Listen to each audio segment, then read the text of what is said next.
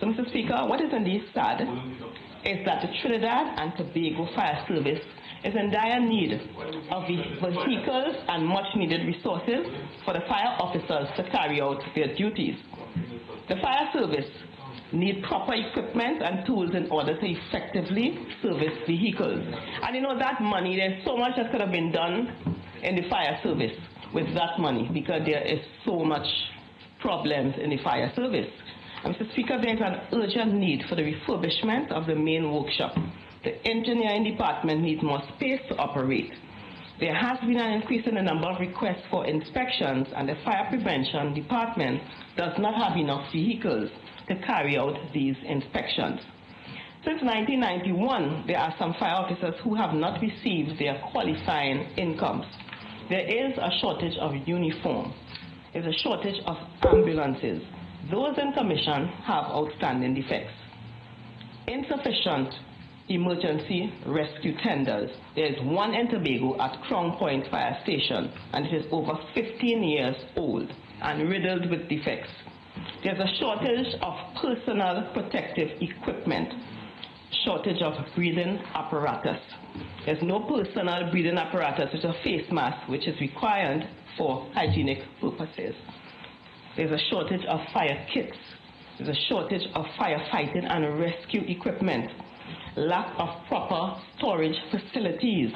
Lack of accommodation for female fire officers. Overcrowded fire stations. Defective fire appliances, braking and steering systems. No fireboats for marine firefighting. They're dependent on the Coast Guard to transport fire officers in the event of any incident at sea, at a time when there's an influx of varying seagoing vessels to our sea territory and ports. No construction of fire stations to reduce response time and so allow for an effective response from the fire service. There's a lack of appliances to handle hazardous material incidents. There's only 2 in service and none in Tobago.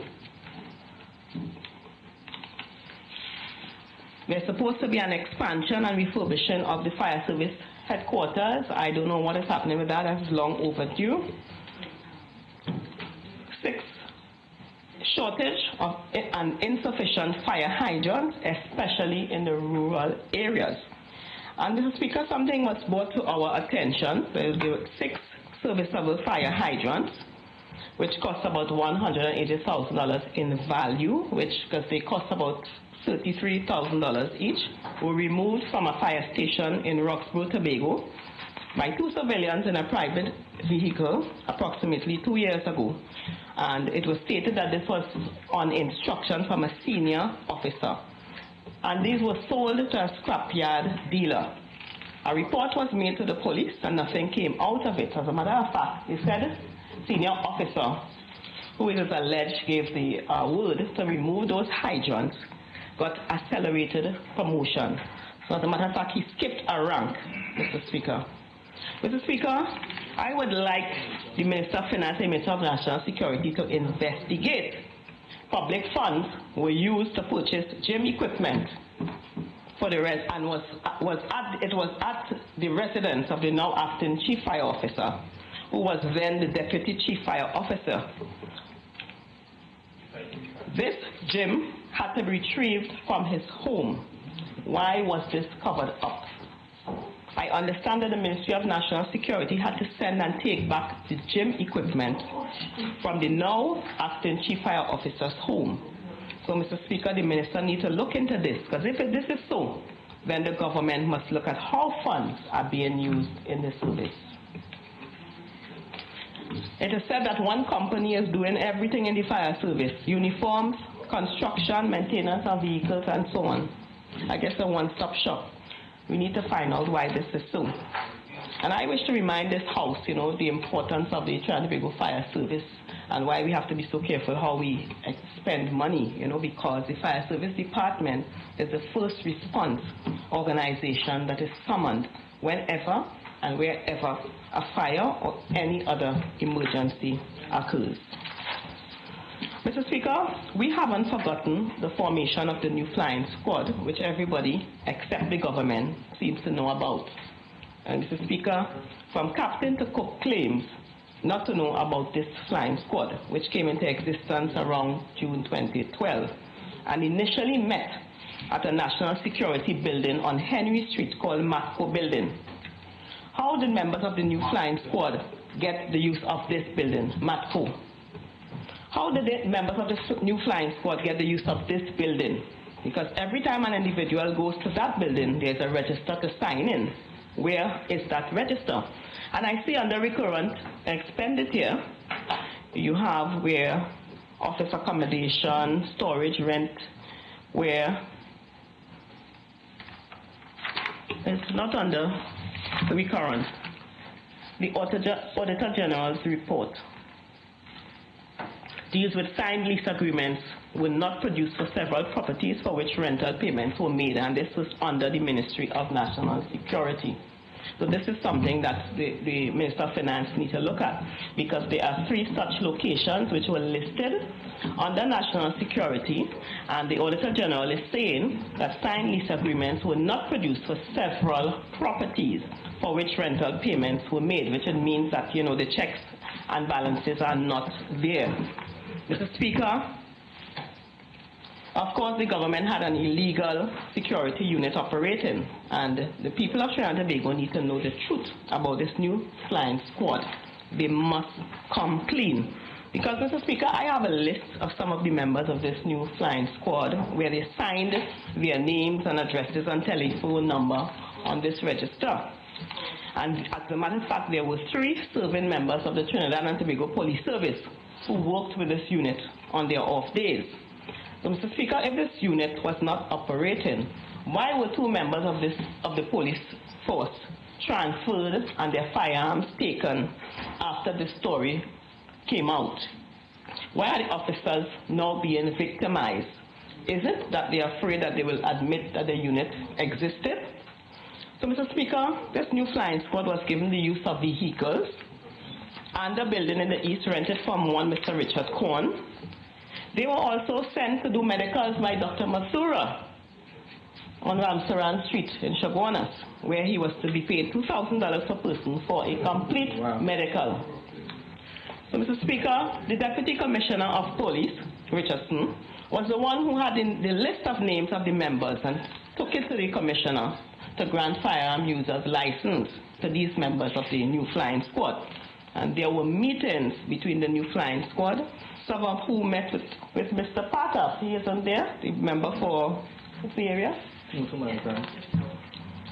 Mr. Hira stepped in after Mr. Patap was fired, and there were meetings with one, Mr. Gervais of the Ministry of National Security, and Mr. Gervais attended the meetings at Donwick Security at the compound in Piaco, where he represented the ministry. So, Mr. Speaker, the government knows nothing about this new flying squad, but members were on a national security helicopter doing surveillance and gathering intelligence information on October the 9th, 2012, Mr. Speaker. Mr. Speaker, Major Brown of the Ministry of National Security organized a ride on the chopters for the new flying squad. And anyone who knows the protocols attached to the use of national security helicopters and planes, because you know it is not cheap, will know that no ordinary citizen can use the helicopter without proper clearance, unless your name is Ashwood Jack or Marshall Montano. I see more helicopters are being bought, Mr. Speaker. I see more helicopters are being bought, and these helicopters must be used for national security purposes, not for the high-flying government officials we have here. Because, Mr. Speaker, they like to fly. I recently saw a front-page article where I see Minister of Community Development, with the Minister of Community Development up in the air, Mr. Speaker, in Chagarama, zip line or something like that, up in the air, Mr. Speaker. You know, I think it's an obsession with flying, and I wonder if it has anything to do with the slogan, "We will rise." You know, they are taking it literally. Mr. Speaker, that new flying squad was on the helicopter called Viper 2.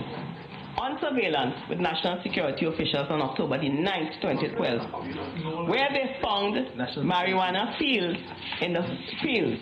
Mr. Speaker, I have the names of the pilots of that helicopter, Buddy and James.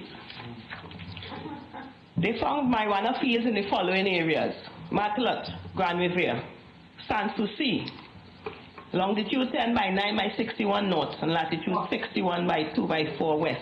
Kumana, 1 field. Balandra, Toko, 4 fields, longitude 10 by 49 by 65 north and latitude 60 by 58 by 45 west.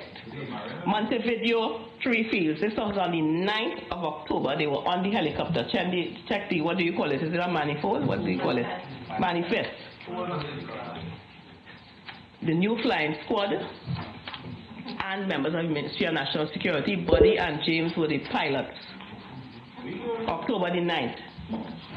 The name of the helicopter is Viper 2. You don't need a national security minister like that. Viper 2 is the name of the helicopter. So, Mr. Speaker, I was informed that this information was submitted to the Ministry of National Security and the Commissioner of Police, who also claims to know nothing about this new flying squad. It's only when the flying squad threatened to go to the media, because the police did not act on the information produced, they went and carried out the exercise, the marijuana exercise. This exercise was reported in the media, and one can check the Newsday newspaper dated October the 26th, 2012, headline, Cox destroy 140 million in ganja in the East. And there is another article on October the 27th, 2012 of the Newsday with the headline, 140 million of illegal narcotics goes up in smoke. Cops battle ganja farmers. I will not read the details of the newspaper report, but these are the headings. So, Mr. Speaker, after this exercise, Mr. Hira, the man who is expected to take the fall for all of this, called some members of the new flying squad and thanked them personally for a job well done in reporting these marijuana fields. So it is clear that this was a joint operation with the new flying squad and officials of the Ministry of National Security. I ask the government again to come clean with this new flying squad issue, because precious police time is being wasted by conducting investigations when they know the truth. As a matter of fact, some police officers know the truth, so himself is investigating himself. And they have interfered with the workings of the Ministry of National Security and the relevant bodies attached to it. Serving police officers are being victimized based on all that they have seen provided for the unit. They assumed that all promises made would have been honored because we had 3 serving police officers working along with the new flying squad. Mr. Speaker, I spoke to many of the persons listed on the new flying squad register who are asking that they be paid for all the work that they did. As far as they are concerned, they were a part of the government's new crime fighting unit. So the minister here is seeking additional money for the Ministry of National Security. Where is the money to pay the new flying squad coming from? I know that the government is ashamed to admit that the squad existed because of all the stories they told about SORT and so on. You know, but, Mr. Speaker, the existence of the new flying squad under the control of the Minister of National Security was indeed illegal.